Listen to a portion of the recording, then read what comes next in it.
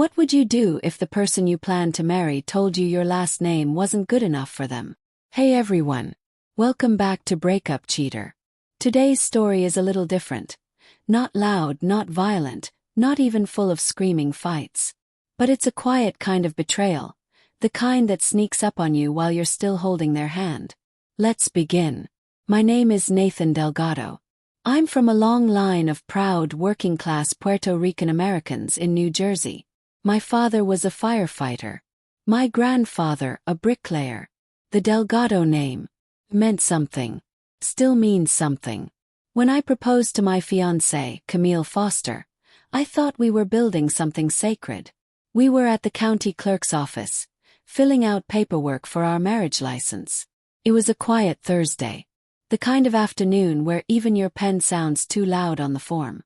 Camille sat beside me, tapping her pen and softly humming to herself, a habit she always had when she was bored. Across the desk sat a woman named Marianne, a kind-faced clerk with silver hair and a pearl necklace. "And will you be taking your husband's name, miss?" Marianne asked politely. Without skipping a beat, Camille responded, "Oh, I'm keeping Foster." Paused, looked up. Marianne blinked. "Just until after the wedding?" she asked. Camille chuckled. "No, permanently. I'll stay Camille Foster." My pen froze. "But Foster isn't your maiden name," I said, confused. She didn't even look at me. "I know. It's my ex-husband's." Even Marianne didn't know what to say after that. "You want to keep your ex-husband's last name after we get married?" I asked, trying to stay calm.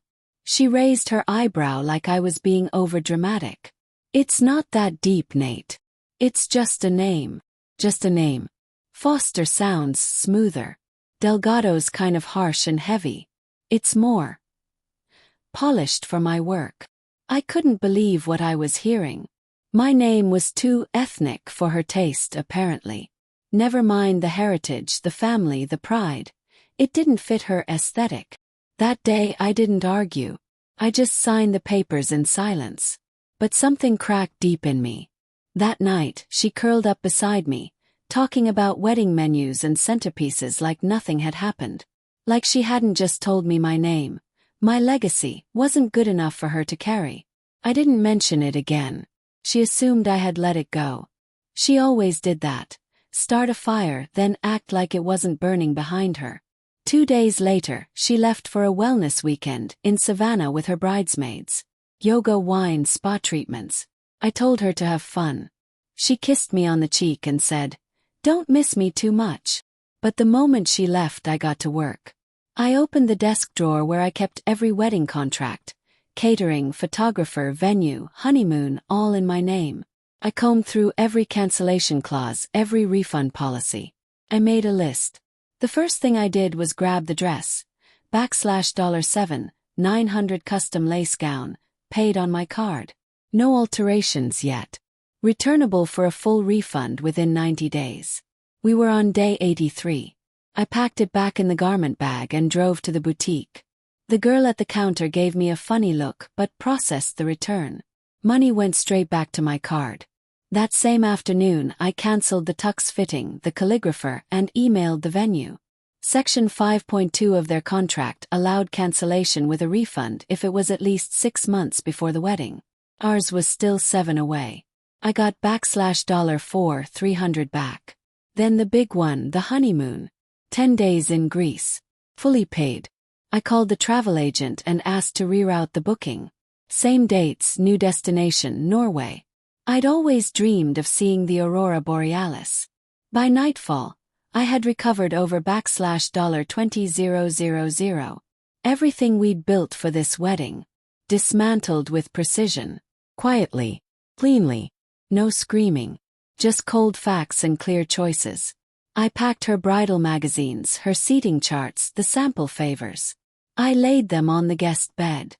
Then I placed a plain envelope in the center. Inside was the dress receipt, marked refunded, and a note. "If you prefer Foster over Delgado, maybe Foster should buy your dress."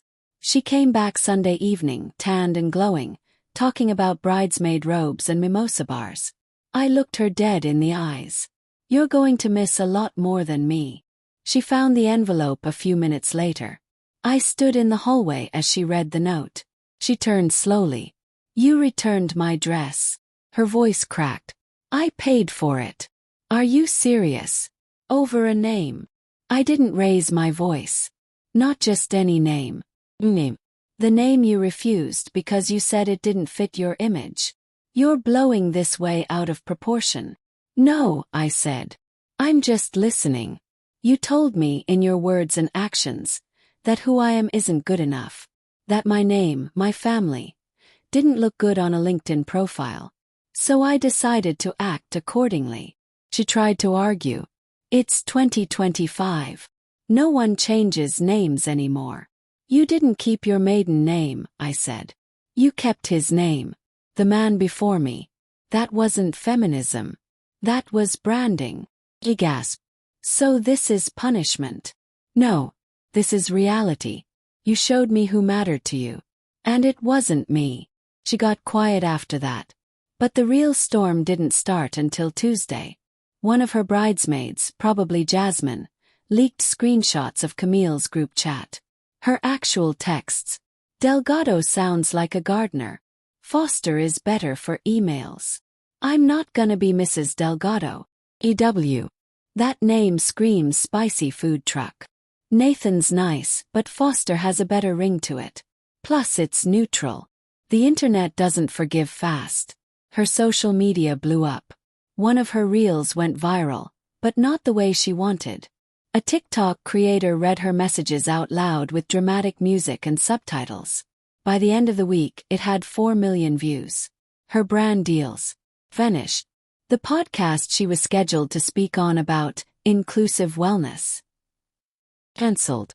Her dad, Thomas Whitaker, called me. Mind if I ask what the hell happened? Told him. No drama. Just the truth. After a long pause, he said quietly, I raised her better than this. But I guess somewhere along the way, image became more important than integrity. On Wednesday, she was in the kitchen when I came downstairs. No makeup. Hair in a messy bun. Hoodie, no jewelry. I'll take your name, she said. Delgado. I mean it. Why now? She hesitated. Because I don't want to lose you over something like this. Wrong answer, I said. Try again. She looked down. Because I'm embarrassed. Because everyone's turning on me. He nodded. So if none of this had gone public, you would have stuck with Foster. She didn't reply. You weren't honest with me. You were honest with your group chat. She stepped closer. Please, Nathan. I still love you. You loved what I could give you. Not who I was. You're overreacting. No. I'm finally reacting. That night I packed my bags. And a few days later, I stood on a frozen cliff in Norway, watching the northern lights swirl above me like fire across the sky. Camille. She's back in Jersey. Single. And her name. It's still Foster, but not because of love. Because of a decision she made to protect an image, and lost everything real in the process. Me. I'm still Nathan Delgado. And I will never let anyone treat my identity like it's optional again. Thank you for watching. Don't forget to like, comment your thoughts, and subscribe to Breakup Cheater for more stories about love, betrayal, and standing your ground.